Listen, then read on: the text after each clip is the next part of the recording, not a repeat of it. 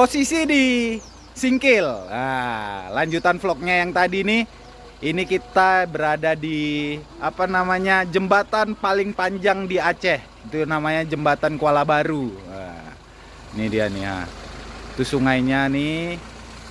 Nah, ini ya. Jadi kita bakalan mau lewat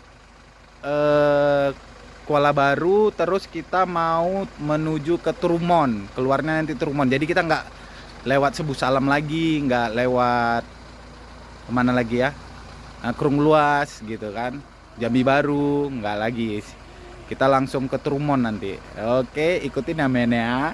Jangan lupa ikut aja lah. Nah ini dia nih, ini ya Cenanggru nih.